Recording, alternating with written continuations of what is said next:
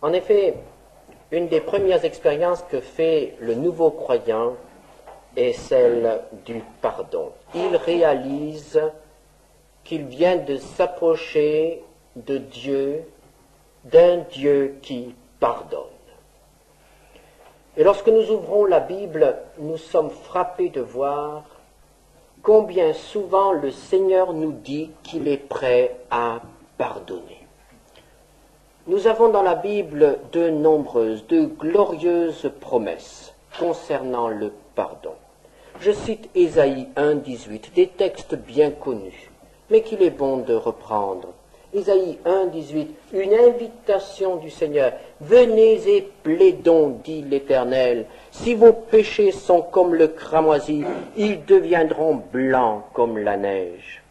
Ou encore, Ésaïe 55, verset 7, notre Dieu qui ne se lasse pas de pardonner. Nous avons un Dieu qui ne se lasse pas de pardonner.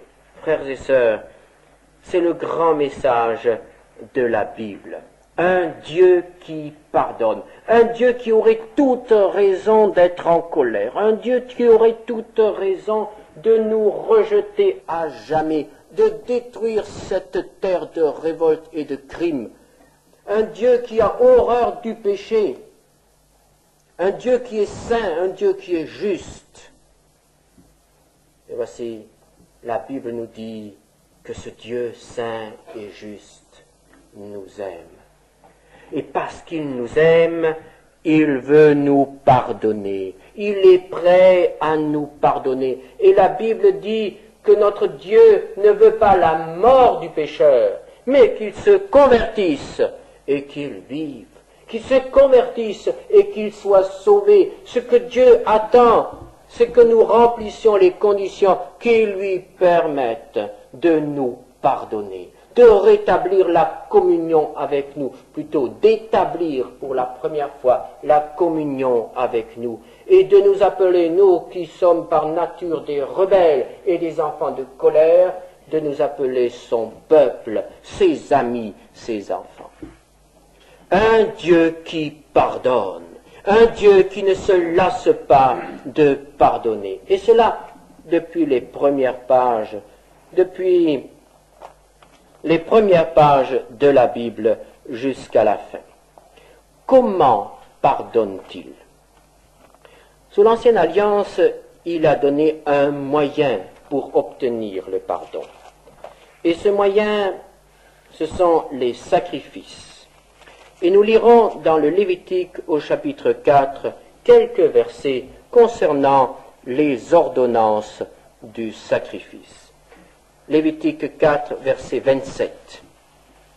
Si quelqu'un du peuple qui a péché involontairement, en faisant contre l'un des commandements de l'Éternel des choses qui ne doivent point se faire, et en se rendant ainsi coupable, et qu'il vienne à découvrir le péché qu'il a commis, il offrira en sacrifice une chèvre, une femelle sans défaut pour le péché qu'il a commis. Il posera sa main sur la tête de la victime expiatoire, qu'il égorgera dans le lieu où l'on égorge les holocaustes. Le sacrificateur prendra avec son doigt du sang de la victime, il en mettra sur les cornes de l'autel des holocaustes, et il répandra tout le sang au pied de l'autel. Le sacrificateur ôtera toute la graisse, comme on ôte la graisse du sacrifice d'action de grâce, et il la brûlera sur l'autel. Et elle sera d'une agréable odeur à l'Éternel. C'est ainsi que le sacrificateur fera pour cet homme l'expiation, et il lui sera pardonné. Le pécheur en Israël pouvait obtenir le pardon à une condition. C'est qu'il vienne jusqu'en présence de l'Éternel et qu'il ne vienne pas seul, qu'il ne vienne pas avec les mains vides, mais qu'il vienne avec quelqu'un qui va le représenter. Et Dieu a permis dans sa grâce que le pécheur soit représenté par un animal. et qu'un animal puisse mourir à la place du pécheur, que le sang de l'animal remplace le sang du pécheur, car la Bible nous dit que le salaire du péché, c'est la mort. Normalement, le pécheur doit mourir. C'est son sang qui devrait être répandu. C'est lui qui devrait se présenter devant l'Éternel comme devant un juge et être frappé immédiatement. Mais le Seigneur a dit, je leur donne les sacrifices. Je leur donne un moyen pour obtenir le pardon. Un moyen pour qu'un autre meure à leur place. Et cet autre, c'était un animal. Ici, une chèvre, un peu plus loin, un agneau, ailleurs, une tourterelle ou un taureau, suivant le cas. Mais un animal donnait son sang pour le pécheur. Et lorsque le pécheur se tenait ainsi devant l'Éternel, lorsqu'il posait sa main sur cet agneau, sur cet animal, il confessait ses péchés sur cet animal et le péché était pris du pécheur et était déposé sur la victime qui allait mourir. Et pendant qu'il voyait couler le sang de cette victime, le pécheur pouvait réaliser quel était le prix du pardon. Il pouvait réaliser quelle était l'horreur de son péché. Il savait, il y a là un innocent, un animal innocent qui meurt à ma place. Et lorsqu'un enfant du peuple de Dieu, un enfant d'Israël, apportait ainsi un sacrifice, et lorsqu'il permettait à Dieu par son esprit de parler à son cœur, il pouvait réaliser à la fois l'horreur de son péché, la sainteté de Dieu et aussi l'amour de Dieu. Et voilà qu'un jour, un prophète de Dieu a désigné un homme et a dit, voici l'agneau de Dieu qui ôte le péché. Car tous les animaux des sacrifices, tous ces sacrifices qui ont été apportés dans l'Ancien Testament, n'auraient eu aucune valeur s'il n'y avait pas eu le Fils de Dieu, qui, dès le début, s'était engagé à cautionner ces sacrifices et à leur donner toute leur valeur parce qu'il représentait son sacrifice, parce qu'il représentait ce qu'il allait faire lui-même. Et Jésus, l'agneau de Dieu, le Fils de Dieu, a pris sur lui les péchés non seulement de son peuple, ni de ses contemporains, mais les péchés de toute l'humanité. Et l'apôtre Pierre déclare dans 1 Pierre 2, verset 24, lui qui a porté lui-même nos péchés en son corps sur le bois, afin que, morts au péché, nous vivions pour la justice. Au moment où Jésus meurt sur la croix, il y a un transfert. Mon péché est ôté et est déposé sur celui qui meurt. Et en contemplant Jésus qui meurt sur la croix, je peux réaliser ce que réalisait aussi le pécheur en Israël. Je peux réaliser toute l'horreur de mon péché. Frères et sœurs, chers amis, il n'y a pas de petits péchés. Nos petits péchés et nos grands péchés ont nécessité la mort du Fils de Dieu. Tous nos péchés sont horribles, que ce soit nos colères, ou que ce soit un crime, ou que ce soit de n'importe quelle souillure ou quelle injustice, tous nos péchés ont causé la mort du Fils de Dieu. Et devant la croix de Jésus-Christ, nous pouvons réaliser aussi la sainteté de Dieu. Dieu ne plaisante pas avec le péché. Chaque péché doit être jugé. Il n'y aura aucun péché qui passera à travers les mailles de la justice de Dieu. tout péché doit être jugé. Celui qui n'est pas déposé sur le Fils de Dieu reste sur le pécheur.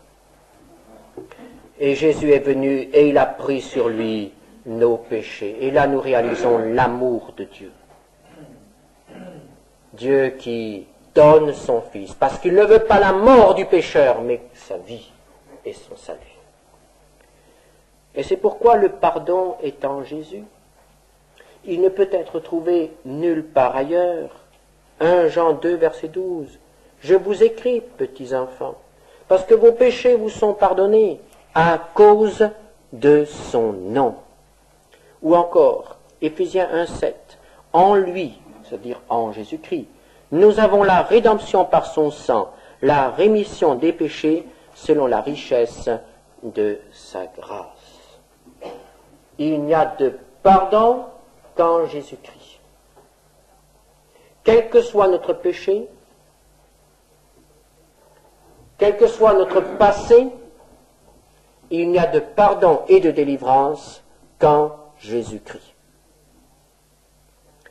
Et comment l'obtenir? Comment faire l'expérience de ce pardon? Le pardon est un cadeau de Dieu.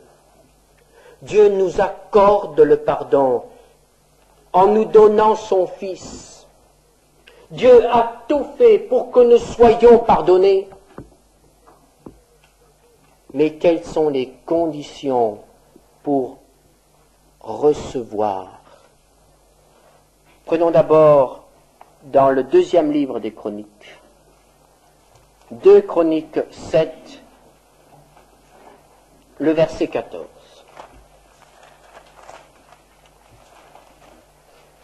Dieu répond à la prière de Salomon lors de la dédicace du temple et dit: si mon peuple sur qui est invoqué mon nom s'humilie, prie et cherche ma face, et s'il se détourne de ses mauvaises voies, je l'exaucerai des cieux, je lui pardonnerai son péché et je guérirai son pays. Nous avons là les conditions. Si mon peuple s'humilie, cherche ma face, c'est-à-dire si mon peuple reconnaît qu'il a manqué envers moi, qu'il m'a offensé, qu'il s'est laissé entraîner dans la révolte contre le saint, c'est la première condition. Reconnaître le péché. Frères et sœurs, je sais que ce n'est pas facile. Il n'est pas facile de dire « j'ai péché ». Et il est encore moins facile de dire « je suis un pécheur ». Il n'est pas facile de dire « j'ai menti ». Mais il faut aller plus loin, il faut dire « je suis un menteur ».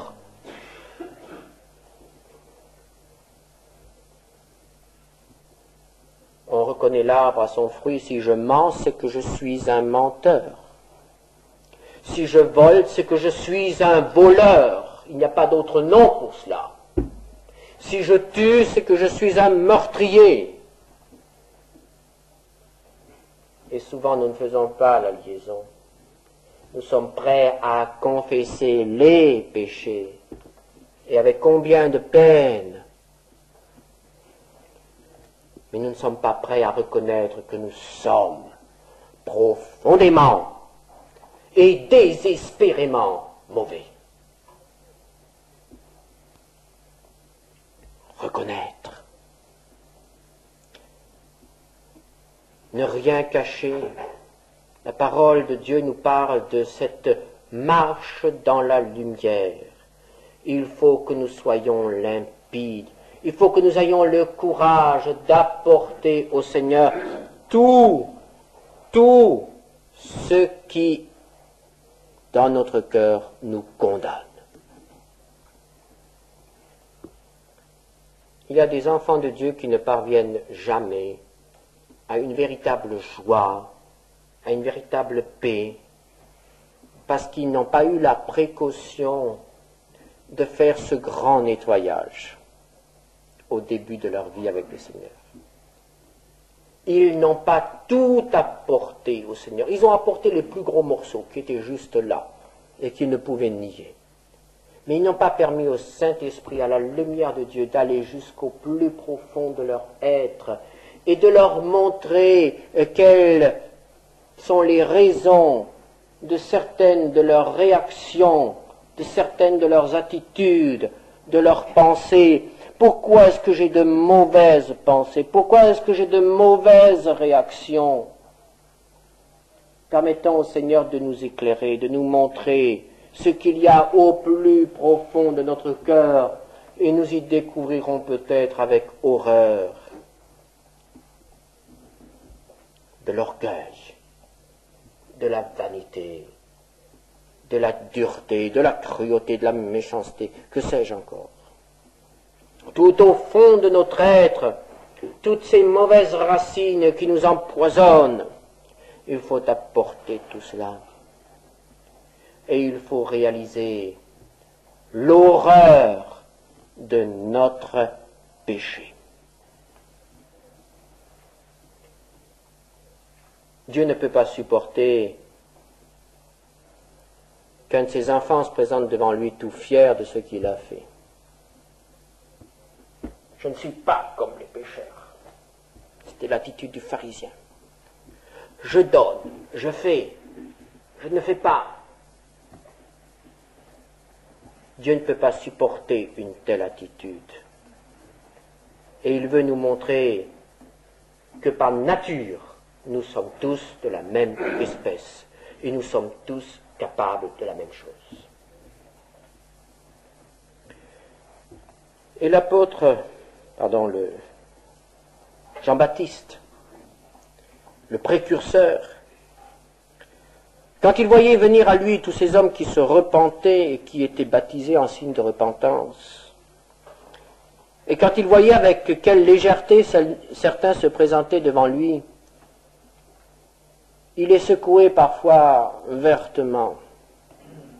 Et il leur disait, par exemple dans Matthieu 3, verset 8, « Produisez donc du fruit digne de la repentance. » Il ne s'agit pas seulement de se repentir, il ne s'agit pas seulement de reconnaître toute l'horreur de notre péché, mais il faut encore produire un fruit digne de la repentance. C'est-à-dire, il faut que notre vie soit profondément et d'une manière durable transformée.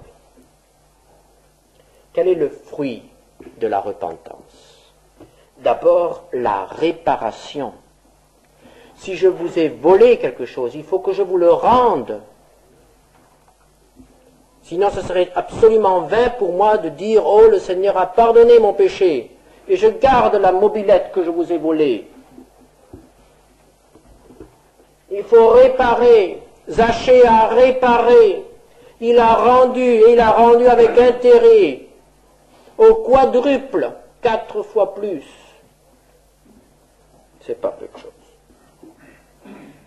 Il faut aller et demander pardon, il faut aller se réconcilier, il faut aller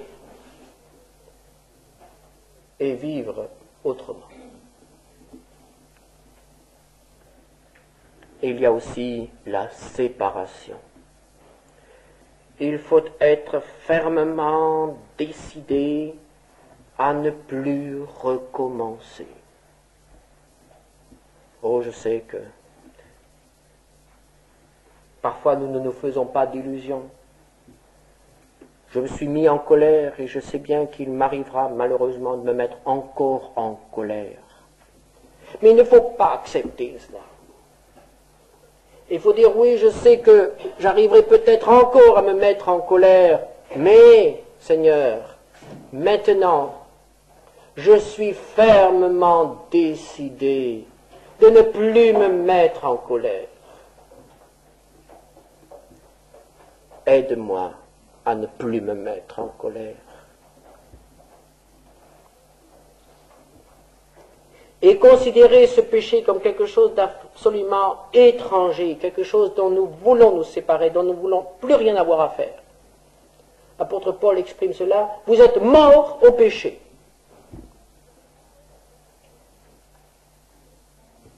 Quelles sont les conditions du pardon? Une repentance sincère, l'abandon du péché, et tout cela serait insuffisant s'il n'y avait pas la foi. La confiance en Christ. Acte 10, 43. Tous les prophètes rendent de lui le témoignage que quiconque croit en lui, en Jésus-Christ, reçoit par son nom le pardon des péchés. Toute ma repentance serait vaine, je pourrais pleurer pendant toute ma vie si je n'ai pas la foi, la confiance en Christ, qui me pousse à dire, oui, maintenant je crois que mes péchés ont passé de moi à lui. Mes péchés ont été ôtés. Je fais confiance à Dieu. Le problème de mon péché est réglé. Il l'a pris sur lui. Je fais confiance. Tant qu'il n'y a pas cet acte de confiance, il ne peut pas y avoir de pardon. Le pardon est accordé par Dieu en réponse à la foi. Je n'ai pas à payer, je n'ai pas à faire d'efforts, je n'ai pas à expier toutes sortes de choses, à faire pénitence. J'ai à faire confiance. Lorsque j'ai exprimé mon repentir sincère, lorsque j'ai montré que je regrette profondément ce que j'ai fait, alors je peux faire confiance à Dieu et je dis, je crois que Jésus est aussi mort pour ce péché-là. Son sacrifice suffit. Tes promesses sont certaines. Je puis te faire confiance. Et que se passe-t-il alors? La parole de Dieu nous dit que Dieu nous pardonne entièrement. Quelques promesses, quelques textes. Ésaïe 44, verset 22. J'efface tes transgressions comme un nuage.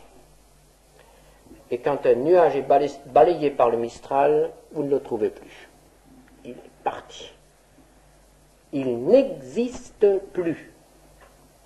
Il en est de même lorsque Dieu balaye nos péchés. Psaume 103, verset 12. Autant l'Orient est éloigné de l'Occident, autant il éloigne de nous nos transgressions. Un abîme est mis entre notre péché et nous-mêmes. Nous ne le trouvons pas toujours de nouveau sur notre chemin.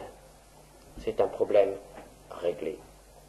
Et le prophète Michée s'écrie dans son émerveillement. Michée 7, verset 18. Quel Dieu est semblable à toi, qui pardonne l'iniquité, qui oublie les péchés. Lorsque Dieu pardonne, il oublie. Oh, c'est merveilleux. Dieu qui n'oublie rien, oublie le péché.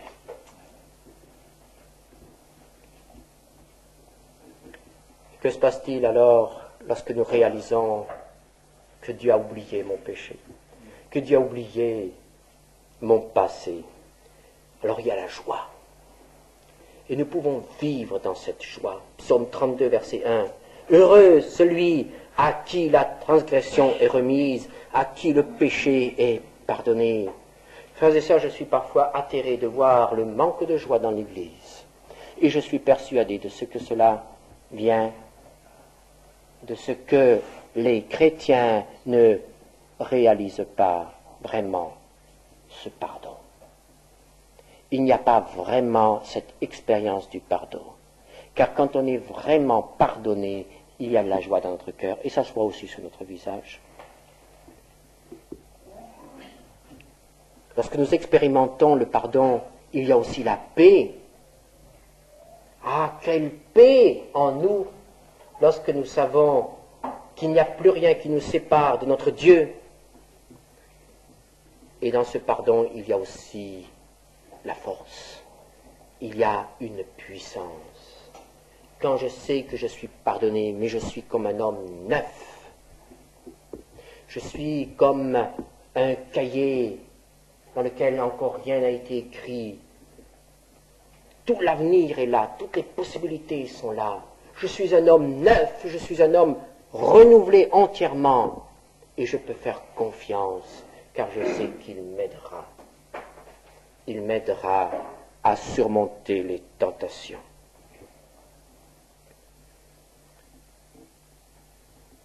Cela est vrai pour une première expérience du pardon. Et je crois que tous ceux qui, parmi nous, ont fait une telle expérience d'une manière vraiment profonde, s'en souviennent toute leur vie. Et cela est aussi vrai pour les chrétiens, pour les enfants de Dieu. Car malheureusement, il faut le reconnaître, depuis le jour où nous avons été délivrés de nos péchés, il y en a eu d'autres. Et nous devons le reconnaître, malheureusement, il y a tous les jours des choses que nous devons apporter au Seigneur. Mais voyez-vous, je voudrais vous encourager, et m'encourager moi-même, à les apporter au Seigneur. C'est si facile de dire le soir, Seigneur, pardonne tout ce qui n'a pas été bien dans cette journée. Oui, ça peut aller. Mais ce serait tellement différent si le soir nous prenions un petit moment pour voir ce qui n'a pas été durant la journée. Pour voir un peu comment on s'est levé le matin. Et comme ça l'a continué. Et comment on s'est ressaisi. Et comment on est retombé. Et pourquoi on est tombé. Et dans quel domaine on est tombé. Et quelles ont été les difficultés de la journée. Et en fin de journée dire, voilà, aujourd'hui il y a eu la colère, il y a eu l'impureté, il y a eu la jalousie, il y a eu l'orgueil, il y a eu la susceptibilité. Il y a eu. Et je t'apporte ces choses. Et je les dépose. Et je te rends grâce, parce que ce soir, je peux m'endormir en paix. Et nos nuits seront aussi transformées, j'en suis certain.